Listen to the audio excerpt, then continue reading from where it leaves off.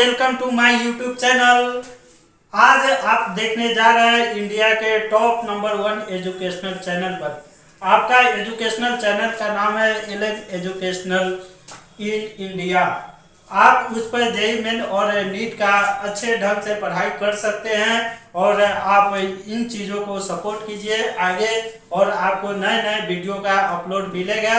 इन सब चीज़ों से आप आगे निकल। ज्योमेट्रिकल आइसोमेरिज्म के बारे में पढ़ेंगे। तो ज्योमेट्रिकल आइसोमेरिज्म दो तरह का होता है, एक होता है अनसिमेट्रिकल, दूसरा होता है सिमेट्रिकल। दोनों तरह से क्वेश्चन को बनाने का हम प्रयास करेंगे। तो सबसे पहले अनसिमेट्रिकल, ये मेरा पहला क्वेश्चन है। ये मेरा पहला क्वेश्चन, आप इसको देखिए, दोनों तरह से बनाकर दिखाएंगे।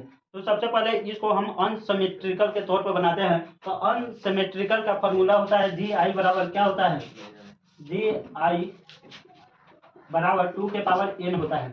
2 के पावर n, तो यहाँ पर देखिए टोटल जी आई अनसिमेट्रिकल में कितना निकल जाएगा, 2 के पावर जितना डबल बॉन्ड रहेगा वो तुम्हारा n नंबर हो जाएगा।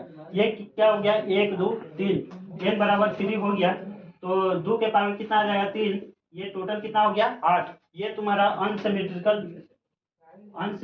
हो गया टोटल। अनसिमेट्रिकल तुम्हारा ये क्या हो गया, जी है टोटल ज्योमेट्रिकल आइसोमेरिज्म। अब सिमेट्रिकल में चलते हैं। तो सिमेट्रिकल मॉलिक्यूल ऊपर में लिख दिया है। तो सिमेट्रिकल का फॉर्मूला होता है टोटल नंबर ऑफ जी आई का 2 के पावर n-1 और 2 के पावर p-1। अगर यहाँ पर p निकालना है तो p बराबर, अगर इवन नंबर में n है तो p बराबर फॉर्मूला हो जाएगा n/2,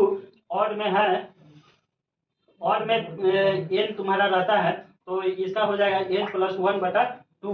तो यहाँ पर हम देख लेंगे सबसे पहले ये n तुम्हारा इवन में है कि ऑड में है। तो ये देख लो, ये तुम्हारा n किस में है, ऑड में है। 1 2 3, n किस में आ गया, ऑड में, n बराबर 3 आ गया। तो p निकालने के लिए कौन सा फॉर्मूला अप्लाई करेंगे, ये वाला। तो ये तुम्हारा p बराबर क्या हो जाएगा, n+1/2। n का मान कितना है 3 +1/2, टोटल कितना हो गया 4/2। p हमें 2 निकल गया और टोटल फॉर्मूला पर अप्लाई कर देंगे। तो यहाँ पर सबसे पहले फॉर्मूला क्या है, 2 के पावर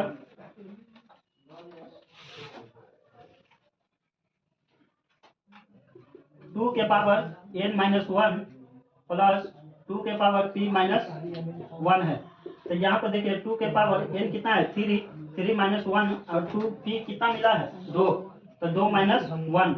यहाँ पर देखो 2 के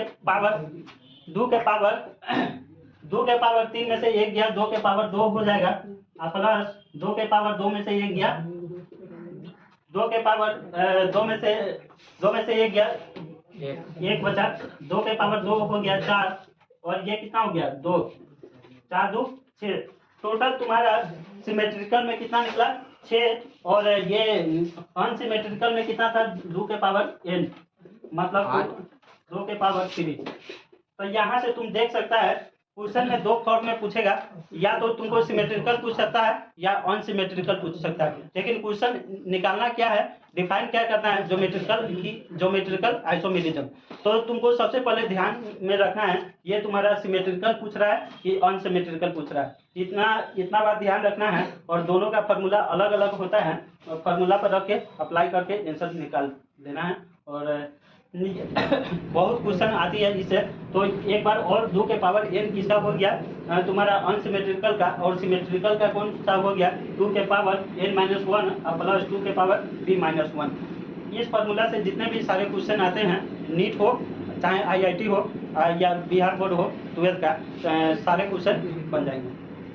ऑप्टिकल आइसोमेरिज्म, इसमें जानेंगे ज्योमेट्रिकल के बारे में जितना क्वेश्चन आने वाला था वो सब बता दिया। अब अगला है नेक्स्ट टॉपिक ऑप्टिकल आइसोमेरिज्म। तो इसमें जानेंगे क्या होता है। तो इसमें सबसे पहले इसका डिफिनेशन जानते हैं।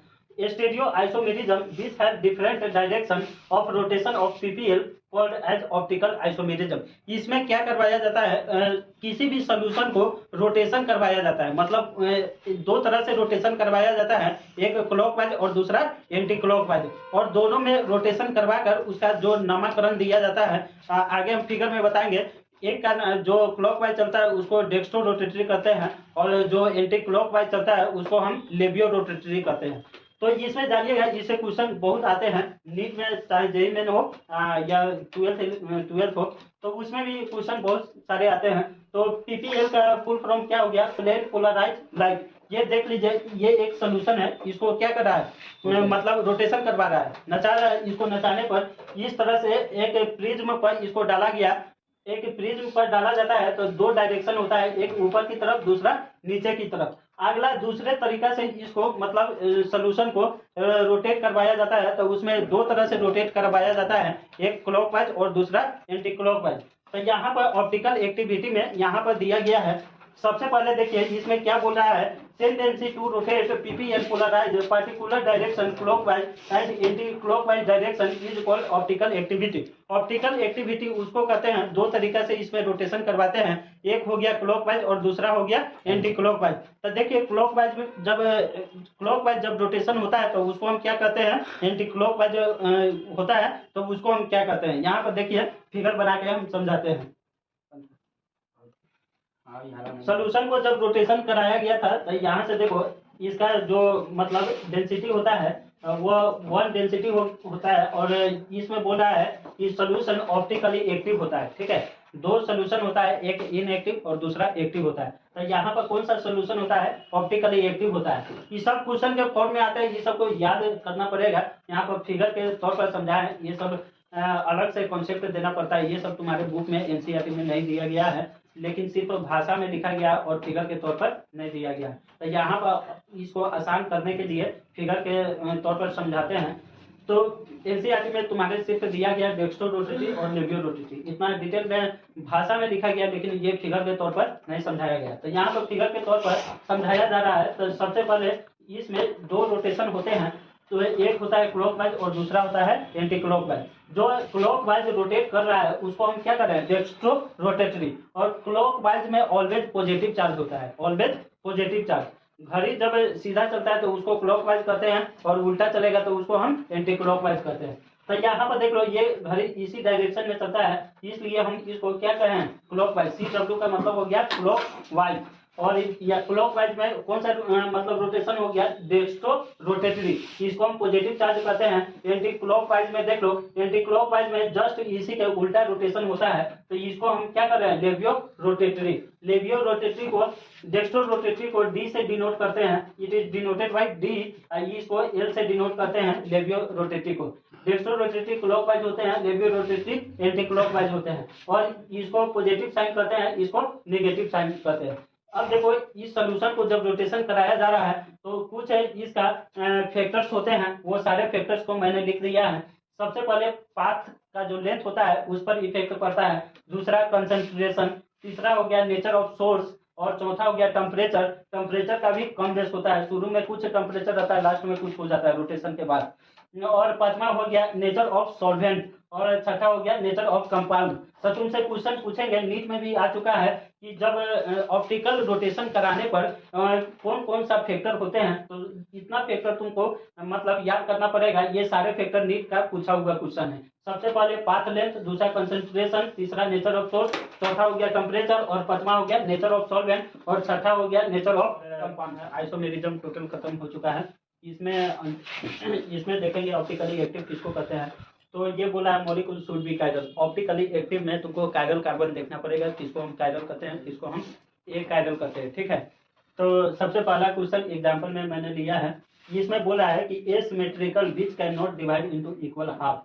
कायरल कार्बन उसी को कहते हैं जो सेम भाग में क्या हो, बट नहीं सके। ठीक है, इक्वल पार्ट में डिवाइड नहीं हो सके उसे हम कायरल कहेंगे, और जो इक्वल पार्ट में बढ़ जाएगा उसे हम ए कायरल कार्बन कहेंगे। तो ये देख लो, जैसे ये तुम्हारा है, ये इसको सेम दो भाग में क्या कर रहे हैं, डिवाइड कर दे रहे हैं। सेम पार्ट में है दो भाग में, तो ये डिवाइड पूरी तरह से हो जा रहा है, तो इसे हम क्या बोलेंगे, ए कायरल कार्बन। इससे 3 क्वेश्चन आ सकता है, इसके बारे में पूछेगा ये क्या है, इक्वल है कि नहीं है। तो ये दो भाग में क्या है, हाफ इक्वल है, इसको हम क्या कर देंगे, दो भाग में बांट सकते हैं, हाफ इक्वल हो जाएगा। देख लो, जितना इधर है उतना इधर भी है। दूसरा है, इसको हम सिमेट्रिकल कहते हैं, जो हाफ पार्ट में दो तीन भाग में बढ़ जाता है उसे हम सिमेट्रिकल कहते हैं। और तीसरा है ए कायरल क्या होगा, ए कायरल ऑब्जेक्ट हो जाएगा। हम पहला मेरा क्या था सेंटेंस कि जो हाफ पार्ट में सेम पार्ट में बढ़ जाएगा उसे हम तीन चीज़ों से डिनोट कर सकते हैं। सबसे पहले इक्वल हाफ कहेंगे, दूसरा सिमेट्रिकल हो जाएगा, और जो सिमेट्रिकल होगा उसे हम ए कायरल कार्बन कहेंगे। अगला नेक्स्ट क्वेश्चन है, जैसे पी लिए, पी में देख लो ये इसको सिमेट्रिकल नहीं कर सकता है, इधर करेगा तो इस टाइप से इधर नहीं हो पाएगा, तो ये सिमेट्रिकल नहीं हो सकता है, ये दो भाग में इक्वल डिवाइड नहीं हो सकता है, तो इसे हम क्या बोलेंगे, अनइक्वल बोलेंगे। ये बोला है can not divide into equal, equal रहने दो, अनइक्वल नहीं। तो ये कैन नॉट क्या कर रहा है, can not divide into equal, मतलब दो भाग में इसको हम डिवाइड नहीं कर सकते हैं। दूसरा है जो दो सेम भाग में डिवाइड नहीं कर सकते उसे हम एसिमेट्रिकल बोलते हैं और कायरल कार्बन बोलते हैं। चलो नेक्स्ट क्वेश्चन लेते हैं। अगला क्वेश्चन मैंने लिया है कायरल सेंटर, ठीक है। तो ये तुमको कंपाउंड दिया रहेगा, उसमें तुमको कायरल कार्बन बताना है कि क्या वो है। तो देखो सबसे पहले हम क्या देखेंगे, जैसे में हम tetrahedrally bonded atom which have form different valency, जिसका 4 गो बॉन्ड रहता है उसको हम क्या कहते हैं, टेट्राहेड्रल। तो यहाँ पर तुम्हारा पूछेगा कि इसमें कायरल कार्बन कितना है। कुल मिला के यहाँ पर समझ लो कि नाइट्रोजन का 4 गो बॉन्ड है, चारों बॉन्ड क्या रहना चाहिए, डिफरेंट रहना चाहिए, तो उसे हम क्या कहेंगे, कायरल कार्बन। और कायरल कार्बन को डिनोट किया जाता है स्टार मार्किंग से, ठीक है। तो यहाँ पर लिख लो chiral carbon, it is chiral carbon denoted by star marking. लिख लो कॉपी में, it is chiral carbon denoted by star marking किया जाता है। किसको, कायरल कार्बन को स्टार से डिनोट किया जाता है। तो इसमें बताओ कायरल कार्बन क्या होगा इसमें, यहाँ पर देखो, यहाँ पर COOH CH3 है, हाइड्रोजन है, OH, कुल मिला के चारों बॉन्ड क्या है, डिफरेंट है। कोई मिल रहा है इसमें, नहीं मिल रहा है। तो देख लो ये सभी के सभी डिफरेंट है, इसलिए कार्बन पर एक कायरल कार्बन क्या हो गया, एक कायरल कार्बन होगा इसमें। यहाँ पर बताओ कितना होगा कायरल कार्बन, यहाँ पर क्या है, कार्बन है, यहाँ पर भी कार्बन है, तो एक कायरल कार्बन, यहाँ पर एक कायरल कार्बन, दो गो कायरल कार्बन हुआ, ठीक है। तो इसमें तुम्हारा एक कायरल कार्बन, इसमें 2 कायरल कार्बन। आगे एग्जाम्पल देते हैं, ये तुम्हारा जो पूरा कंपाउंड है, इस कंपाउंड को हम क्या कहते हैं, लैक्टिक एसिड कहते हैं। आगे एग्जाम्पल देते हैं, वो सब खुद से बनाओ। चलो नेक्स्ट क्वेश्चन में जो कंपाउंड दिया है इसका कायरल कार्बन बताना है, किस कंपाउंड में कितना कितना कायरल कार्बन होगा, ठीक है। क्वेश्चन है how many chiral carbon present in the flowing, जितने भी कंपाउंड है इसमें कायरल कार्बन कितने कितने होंगे। तो सबसे पहले यहाँ पर लेते हैं, यहाँ से देखेंगे कार्बन का 4 बॉन्ड है, एक बॉन्ड इधर आ रहा है, एक बॉन्ड इधर आ रहा है, एक बॉन्ड इधर 4 बॉन्ड हुआ। तो ये देख लो इसमें भी ब्रोमीन है, सेम हो गया, इसको हम कायरल कार्बन नहीं मानेंगे। ये कंपाउंड यहाँ पर आ जाओ, इसमें कितना है, 4 कार्बन, तो ये भी क्लोरीन सेम है, स्टार मार्किंग नहीं होगा। यहाँ पर आ जाओ, यहाँ पर इसका 4 बॉन्ड होगा, तो यहाँ पर तुम हाइड्रोजन ले सकता है, कुछ भी नहीं है सर, ठीक है। पहले कार्बन ले सकता है, तो यहाँ पर देख लो, यहाँ पर क्या है, ब्रोमाइड से जुड़ा है, अलग अलग कंपाउंड है ना, इधर ब्रोमाइड जुड़ा है, इधर क्लोरीन जुड़ा है, ऊपर में हाइड्रोजन मान सकता है या कार्बन मान सकता है, कुछ भी मान सकता है। तो यहाँ पर क्या हो गया, चारों बॉन्ड क्या है, अलग अलग है, तो इस कंपाउंड में एक कायरल कार्बन होगा। चलो इसमें तुम्हारा कहीं से उठा के देख लो, सब का सब सेम मिल रहा है, यहाँ पर इधर भी उसी तरह है, इधर देख लो इसमें भी नहीं होगा, इस कंपाउंड पर क्या है, ऐसे चल गया है, इस कंपाउंड पे भी इधर चल गया है, तो मतलब दोनों का दोनों क्या मिल रहा है, सेम मिल रहा है, तो इसलिए इसमें 0 कायरल कार्बन होगा, 0। इसमें देखो, इसमें तुम्हारा हो सकता है, इसमें देखो, इसमें तुम्हारा कितना कायरल कार्बन, एक कायरल कार्बन यहाँ पर हो जाएगा, एक कायरल कार्बन यहाँ पर हो जाएगा, 2 कायरल कार्बन, इसमें मिला के देख लो डिफरेंट मिलेगा। यहाँ से देख लो, एक तो ये बॉन्ड मिल गया, एक ये वाला बॉन्ड पूरा ले सकता है, दूसरा एक हाइड्रोजन के साथ में है और तीसरा कार्बन के साथ में ले सकता है, इधर भी उसी तरह सेम कर सकता है, ठीक है। तो ये तुम्हारा 2 स्टार मार्किंग मिला, इसमें 2 कायरल कार्बन होगा। यहाँ पर देख लो, यहाँ पर तुम्हारा कितना कायरल कार्बन होगा, तो यहाँ पर तुम्हारा 0 कायरल कार्बन हो जाएगा, एक भी कायरल कार्बन नहीं रहेगा। इसमें बताओ, इसमें अलग अलग डिफरेंट मिल रहा है, इसमें 2 हो जाएगा, एक यहाँ पर एक यहाँ पर, मिला के देखो सब डिफरेंट मिलेगा इसमें। चलो